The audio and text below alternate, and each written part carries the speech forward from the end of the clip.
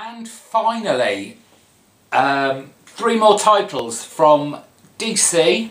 What is going on with DC these days? I can't remember the last time, apart from Black Panther, that I actually read a Marvel comic. It's all about the DC. But there is a question I want to ask you about the current crop of DC titles this month. Do we like the white covers? Do we? I actually don't. It's all... I think they are trying to be very striking, and there is the whole theme of it. I think they're drawing attention to the $2.99, well, the $2.99 price cover. But at the moment, these haven't really, you know, gone wow. They should be striking, because, you know, you have this blank white canvas and then, you know, just a symbol and a character or characters. But no. Sorry DC, it's not worked for me. Stop immediately. Red Robin, number 19, the most consistently good title DC are throwing out at the moment. Always at the top of my pile, always have a good time with this, and this issue was no exception. Fabian and Marcus, don't ever leave the title.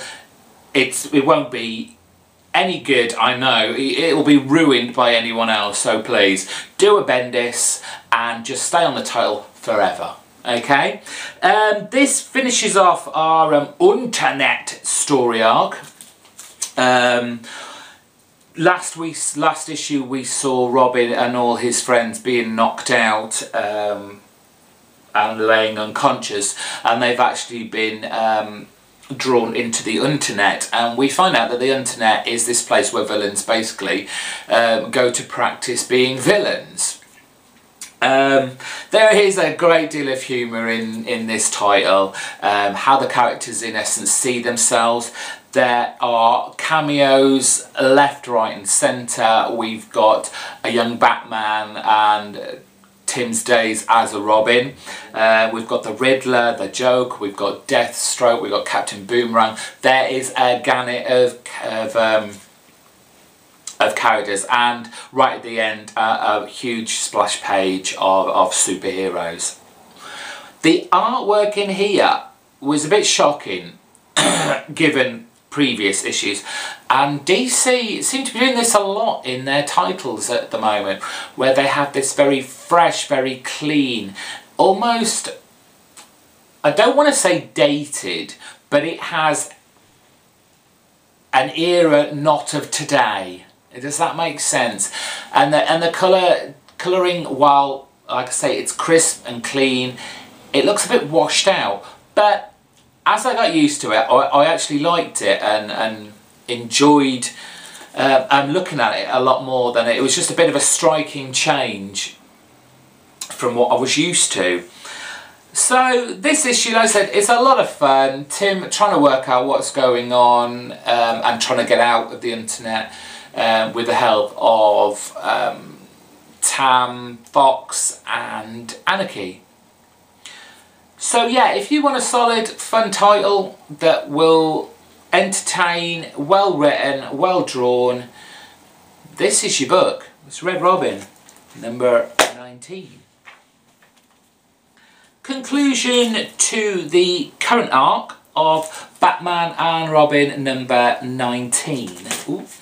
Now, it was all a bit unsatisfying, wasn't it? And I really don't want to say this because I was really excited about having a new villain that, in essence, Bruce created, but is actually Dick and Damian's part of their rogues gallery. So, reading this didn't really work. I don't know whether he was doing it deliberately. It was Cornell, wasn't it?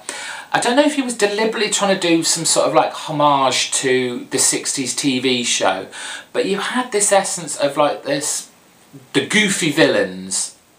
You know, you've got this woman with a huge hole in her head, for one, and she has these kind of wacky traps that the dynamic duo, Sam, even using phraseology from it, that the dynamic duo have to escape from. And whether they know it's a trap already before they let themselves be ensnared is not the point. It just all feels a bit hokey, and I want a bit more grit from Dick and Damien's relationship. But you know, it's not all bad in the issue.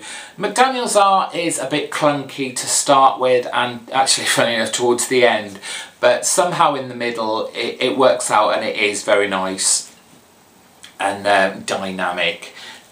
Nothing pushing any boundaries of any description, but it works for the story. It also brings up some points about Bruce Wayne and the whole multiple Batmans, and the idea that, you know, really these are quite expendable people in a way. You did expect the real Batman to come whooshing in and saving Dick and Damien, but he didn't. Now, whether this is because he trusts them or because, you know, it doesn't matter, this isn't the real Batman, it's not really the real Robin. Bruce is the real Batman, and he's out there with his own, you know, 3 million other titles going on. And, you know, and of course, I mean, this is kind of a retreaded background, a retreaded storyline. The idea that Bruce Wayne / Batman creates his own villains, whether intentionally or unintentionally. His actions with the people that surround him have a knock-on effect. Whether that will be touched on anymore, I don't know. Hopefully, you know, whoever takes on the title after this, and I hope this is the end of a Cornell McDaniel's marriage on Batman and Robin. You know, it was okay as a filler, but I don't want any more.